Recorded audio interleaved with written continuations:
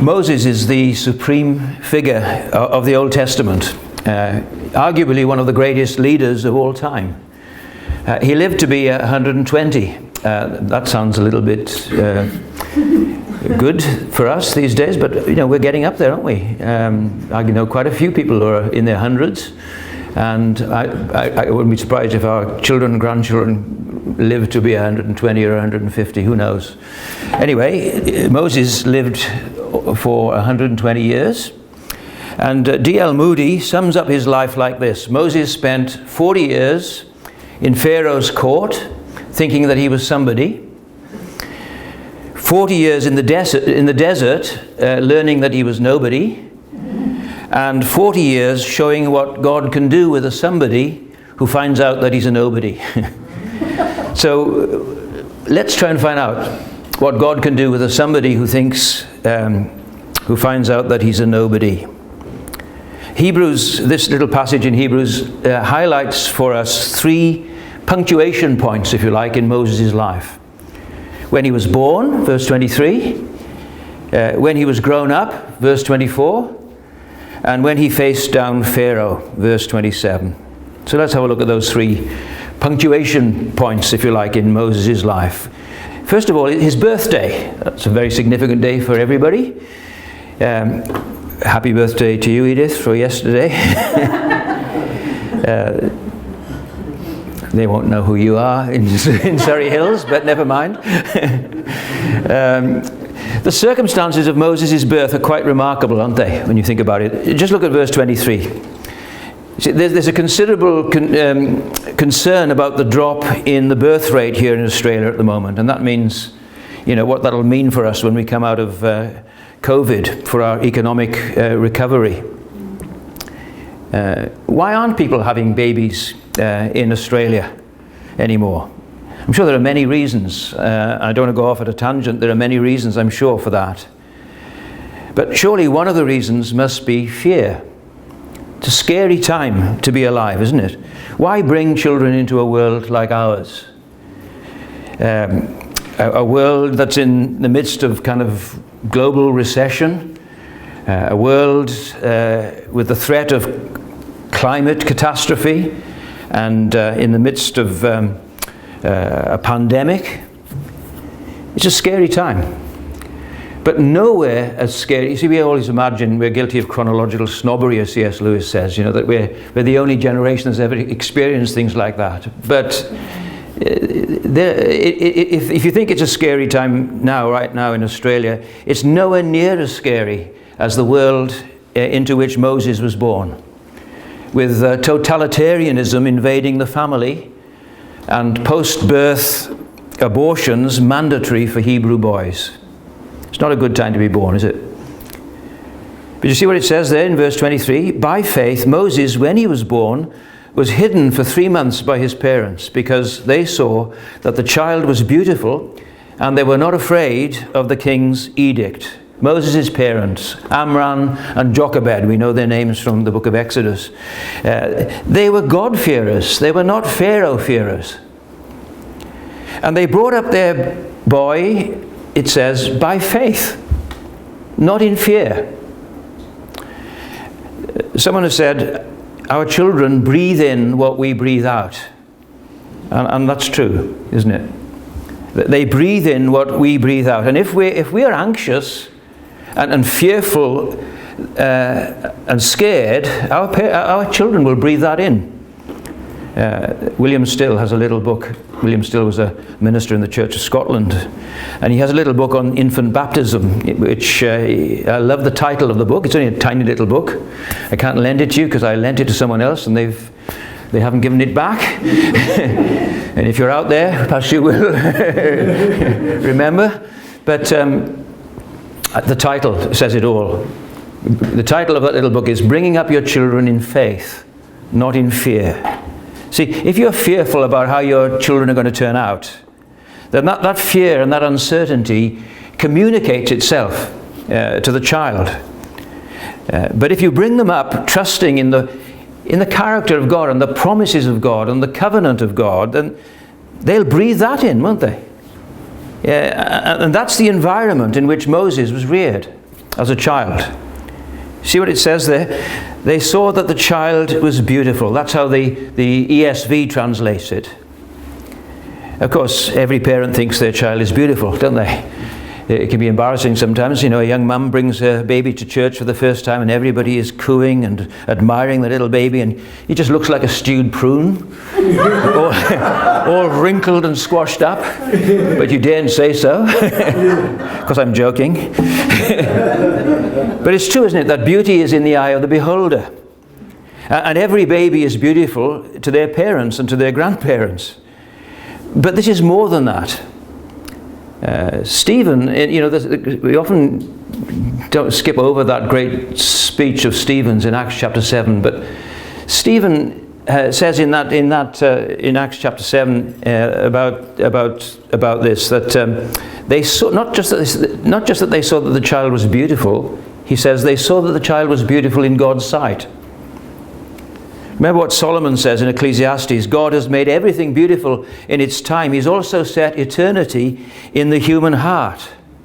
See, that child, Moses, that child of yours, is beautiful. That grandchild of yours is beautiful because he or she has been made in the image and likeness of God. And God has set eternity in that child's heart.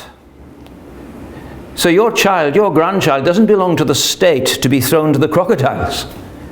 That precious bundle of life is to be protected at all costs. And that's what they did, Amram and Jochebed, Moses' parents. It says, by faith, they hid him for 3 months. Now, slave dwellings in Egypt were not soundproofed. And by the time Moses was 3 months, he was like any baby, pretty noisy, I reckon. Too noisy to hide at home.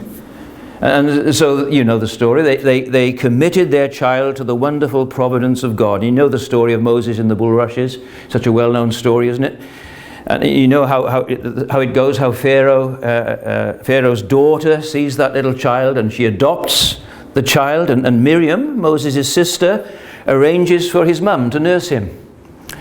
It is one of the great stories of the Bible. You can read about it in the early chapters of Exodus. And so do you see what happens? In the providence of God, Moses, the future liberator of his people, is brought up in the faith of Israel at Pharaoh's expense. Isn't that great? Isn't that ironic? I mean, Egypt was a huge superpower. It was the world superpower.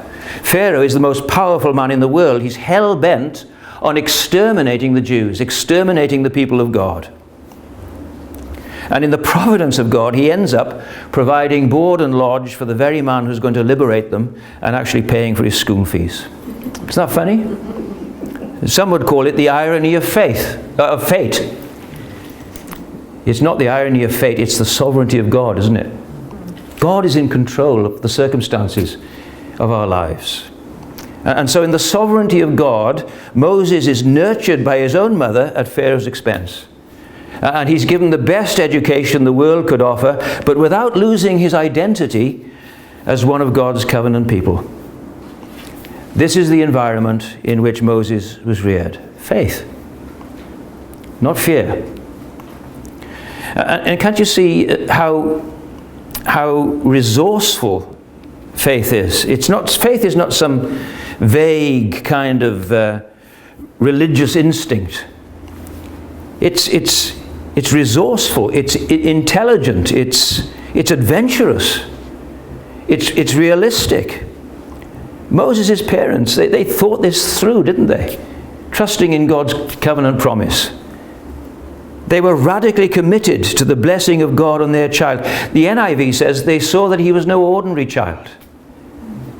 Perhaps they had some instinct that this child, well, they were believers. Perhaps they had this assurance that this child was the one that they'd been waiting for. Right from the very beginning in Genesis, the one that had been promised, the seed of the woman who would crush the head of the serpent. The one who would turn the tables on evil. The seed of Abraham who would bring blessing to the whole world. They saw that this child was no ordinary, perhaps he's the deliverer, perhaps he's the liberator, perhaps he's the redeemer. So That's the first thing that we need to see about Moses. He was born. Yeah. All the other by faith things are things that we do, but here, this was something that was done for him or done to him. He was born. None of us asked to be born, but he was born to believing parents. And he was brought up in faith, not fear. But then God has no grandchildren. And there comes a day when Moses has to decide for himself. Let's call it D-Day, shall we? That's the second punctuation point in Moses' life, when he has to choose for himself what he believes and where he belongs. Such a day comes to all of us sooner or later. Maybe you've grown up in a Christian home, and you can't remember a day when you didn't believe. It's often like that when you're brought up in a Christian home. But then a crisis comes. You leave home, you go to uni perhaps, you start a new job, and suddenly you find yourself having to think this through for yourself. You have to make a choice now, like Moses does in these verses. You just can't avoid it. Am I only a Christian because my parents were Christians? I think lots of teenagers face that sort of crisis in their lives. Am I a Christian because my parents are Christians, or do I believe this for myself? It's D-Day. You have to decide. You can't just limp along through life. Remember that wonderful dramatic incident in Kings where Elijah stands up to the prophets of Baal, and he preaches to the Israelites who've been compromised in their faith, and they've listened to Ahab and Jezebel, and they've worshipped idols, and Elijah stands up and he says, how long are you going to go on limping between two opinions? Sometimes we think, well, what he's saying is don't sit on the fence, but he's much more sinister than that. They're not just sitting on the fence, they're not just compromised, these people, they're crippled. They're limping between two opinions. They're limping after Baal, but they can't go wholeheartedly after Baal. They can't run after Baal worship because of their heritage and their background. They know too much about God and His Word and His covenant. But on the other hand, they can't wholeheartedly worship God. If God is God, worship Him, Elijah says. But they can't do that because they're unregenerate. They're not born again. So they've got enough religion, to make them uncomfortable in the world, and not enough religion, not true religion, to make them comfortable amongst the people of God. And I think a lot of our kids grow up like that, don't they? And they reach that sort of situation where they've got to decide whether to limp along through life. They can't run after all the things that their non-Christian friends run after because their Christian upbringing has spoilt that for them. And so they're unhappy in the world. At uni, they're unhappy. They can't make those choices that their non-Christian friends are making. They're uncomfortable. Their conscience troubles them. But on the other hand, when they come to church, they're not sure whether they really believe what their parents taught them. And so, do you see what I'm saying? They're limping. And that often happens. People come to that position where they have to decide for themselves. Will I live for what the world has to offer me? Or will I choose Christ and His people? Now that's the choice that confronted Moses here. When he had grown up, it says there in verse 24, when he was aged 40, when he had grown up, he refused to be known as the son of Pharaoh's daughter. Now that's a monumental decision with costly consequences. See, if you're one of Pharaoh's grandsons, all doors are open to you. You can have whatever you want. You're surrounded by sycophants who hang on your every word and laugh at all your jokes. That's heady stuff. And Moses lived in that kind of world. Moses lived at the pinnacle of worldly power and pleasure and riches. And he gave it all up to throw in his lot with the people of God. See what it says? he chose to be mistreated with the people of God. Rather than to enjoy the fleeting pleasures of sin, he considered the reproach of Christ. Isn't that interesting that the author to the Hebrews calls it the reproach of Christ? How can he say that? Well, because these were the people of God. These were the people of God. And Christ suffers with his people. When they suffer, he suffers.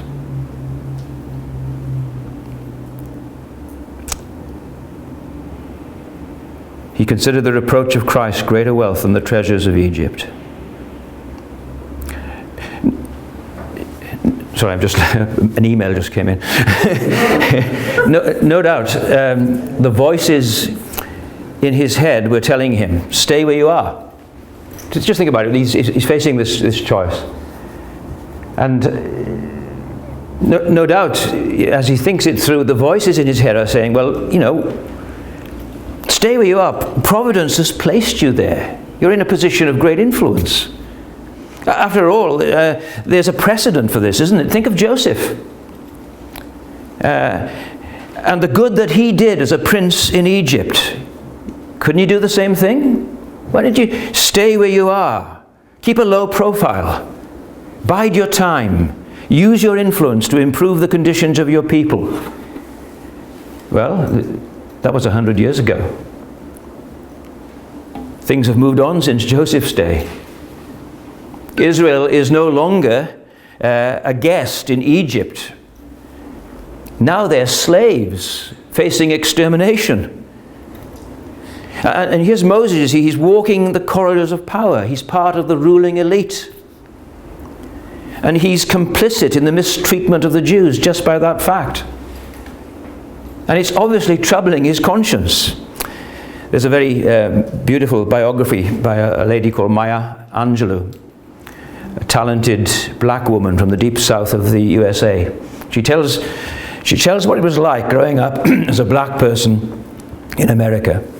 She calls her story, I know why the caged bird sings.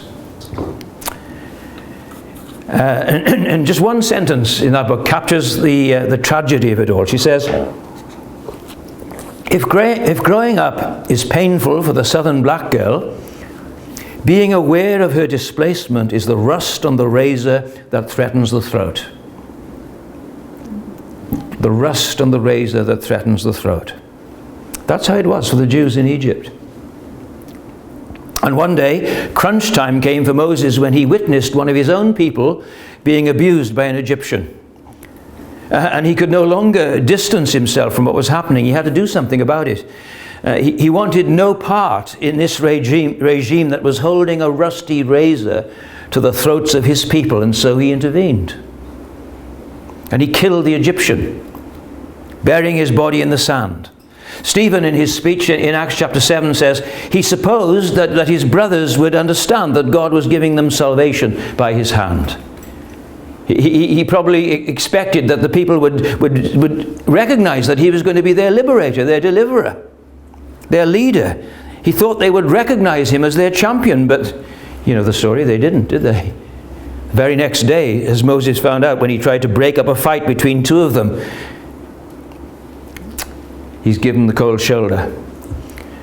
They threatened to betray him to the authorities. And he has to run with his tail between his legs. He has to run out of Egypt for fear of his life. See, these are the people of God.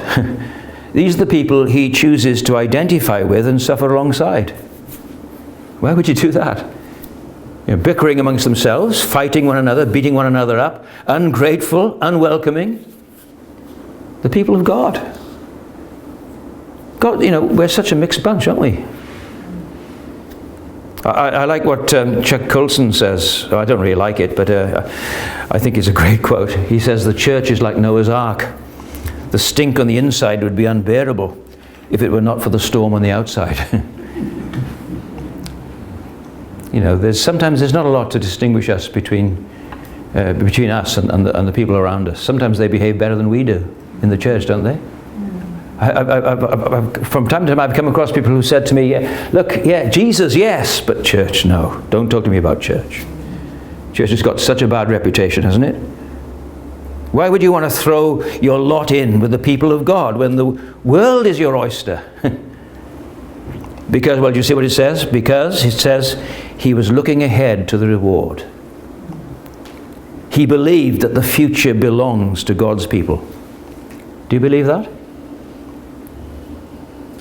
He knew that this people, this downtrodden people, these people were not going to be exterminated in Egypt, despite official state policy. How did he know that? By faith. By faith in the promise of God to Abraham, to make of them a great nation, and through them to bring blessing to the whole world. See, people sometimes assume that the church has no future. You'll often hear people say that, don't you? They've written it off already. You know, if you bother to watch the news, the morning programs. You know, while Mark Twain was traveling in Europe, his obituary appeared in an American newspaper. Immediately he sent a cable home saying, "The report of my death is greatly exaggerated." There's no shortage of people willing to write the church's obituary. You hear it every day, don't you? Christianity is dying out. The church has no future.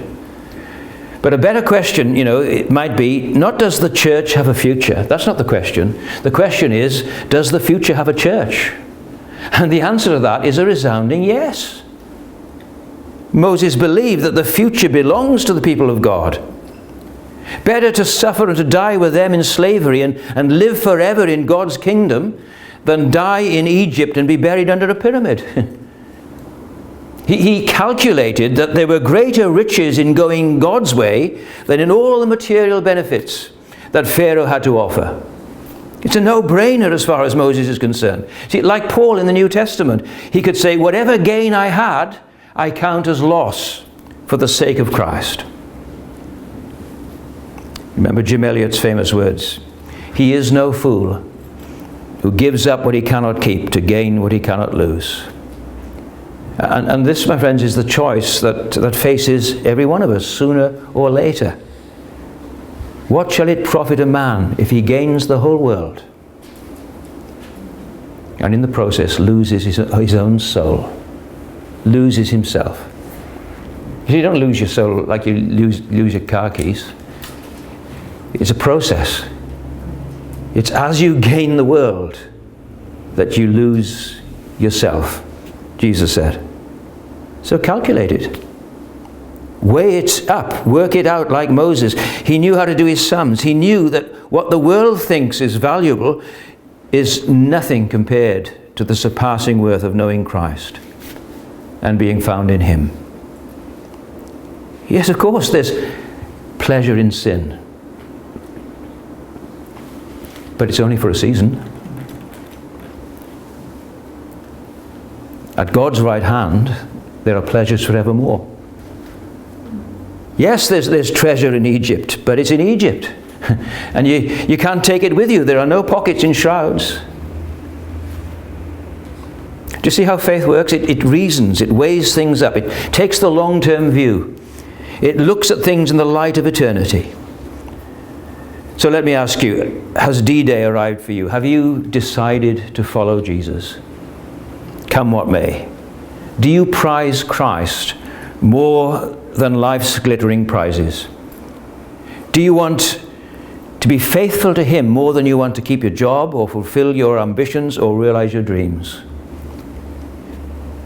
C.T. Studd was a brilliant all-round cricketer. He played in that famous match at the Oval at the end of the 19th century when the term the Ashes was coined, when Australia beat England in the last match in the series. He and his two brothers, C.T. Studd and his two brothers, and four of their friends scandalized society in the late 19th century by giving away their entire fortune and burying themselves in pioneer missionary work in China. In one day, C.T. Studd gave away £25,000 sterling. That's millions of dollars in today's money. He turned his back on fame and fortune to go to China. There are millions of Christians in China today. Billions. Before he went, he said this in a public meeting in London: "How could I spend the hours of my life in working for myself and for the honors and pleasures of this world, when every day thousands and thousands of souls are perishing without ever having heard of Jesus, going down to Christless and hopeless graves?" He could have made the choice and just got his picture on the wall there at Lord's and gone down in cricketing history. But he chose to identify himself with the people of God, to throw in his lot with God's people, and to follow Jesus. But the greatest day in Moses' life is yet to come, the day that he's best known for, the day that he faced down Pharaoh. Look at verse 27. This is the third point. See what it says? By faith he left Egypt. Now, Moses left Egypt on two occasions. Privately, when he was 40 years old, as we've just seen, with his tail between his legs, out of fear. And publicly, 40 years later, very publicly, when he led the people out in the Exodus. Now, clearly, this is the Exodus that's in view here, because you notice what it says. This time he left by faith, not in fear. By faith he left Egypt, not fearing the king's anger. 40 years previously, he was forced to flee for his life. He rather fancied himself as the liberator of Israel, and he'd taken things into his own hands with disastrous consequences, so he had to leave town in a hurry. He thought that he was ready to lead, but he wasn't. He needed to be humbled. And for another 40 years, he stuck out in the desert tending sheep, until one day the invisible God appeared to him in the burning bush and orders him to go and tell Pharaoh, "Let my people go." That's one of the greatest speeches of all time, isn't it? That puts Martin Luther King and Nelson Mandela into the shade. Everybody knows these words. Go and tell Pharaoh, "Let my people go." That's even better than Ronald Reagan, Mr. Gorbachev, bring down this wall. Let my people go. But what are the chances of that happening? An old shepherd in his 80s, from the back of beyond with a speech impediment, what chance does he have of persuading Pharaoh to give up such a valuable source of cheap labor? And incidentally, shepherds were socially unacceptable to the Egyptians. What are the chances of him even getting an interview with Pharaoh? And if they run a security check on him, well, he's in trouble. He's got a criminal record. This dodgy old shepherd was once an angry young man. And there's a price on his head. See, what God is asking Moses to do is not only difficult, it's dangerous, isn't it? It's virtually impossible. He doesn't even have the backing of a trades union. He hasn't got the support of the people that he's supposed to be representing. If you've ever been out of your depth, if you've ever been given a job that's too big for you, then you'll know how Moses felt. And yet by faith, he does it. He pulls it off.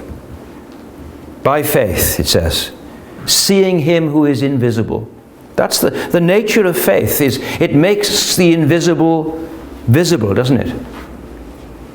The invisible God was more real to Moses than the very visible Pharaoh. Can you imagine him, this old shepherd, standing there in Pharaoh's court with all the trappings of Egypt? How intimidating that must have been. Here he is on the world's stage, and he sees him who is invisible. He's playing to an audience of one. Remember what the psalmist says? He says, "I have set the Lord always before me. And because he is at my right hand, I shall not be shaken." That's Moses standing there in front of Pharaoh. That's Elijah before Ahab and Jezebel. "As the Lord, the God of Israel lives, before whom I stand." He's not intimidated by Ahab and Jezebel. Moses is not intimidated by Pharaoh, because by faith he sees him who is invisible. And the invisible smile of God matters more to him than the very visible frowns of a tyrant like Pharaoh. That's faith. That's how it operates. Pharaoh was furious, of course, as you can imagine. There's nothing scarier than the tantrums of a tyrant. Nothing more frightening than the fury of a Pharaoh. Pharaoh is not going to let these people go without a struggle. The forsaking of Egypt takes up 9 long chapters in the book of Exodus and 10 plagues before he lets them go. And even then he chases after them into the Red Sea. But you see what it says? Moses persevered, not fearing the king's anger. And by faith he left Egypt, he and God's people with him, all who were trusting in the blood of the Passover lamb. It's quite a moment in the history of the world, isn't it? Pharaoh's entire free labor force taken away from him. Hundreds of thousands of Israelites broken by years of slavery. A bedraggled, downtrodden bunch of people defying Pharaoh's armies and his chariots and his horses. Someone ought to make a movie out of it. Because they have. I think Charlton Heston has, hasn't he?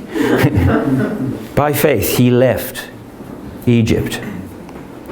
As someone has said, by faith, Moses chose the imperishable, he saw the invisible, and he did the impossible. By faith, he left Egypt, not being afraid of the anger of the king. By faith, he kept the Passover and sprinkled the blood, so that the destroyer of the firstborn might not touch them. By faith, the people crossed the Red Sea as on dry land, but the Egyptians, when they attempted to do the same, were drowned. So what have we seen? Moses had godly parents who nurtured faith in him. As a grown-up, Moses made a great refusal which confirmed him in his faith. And ultimately, he left a great legacy. By placing his faith in God's promise, he enabled a whole people to be saved. Let's pray.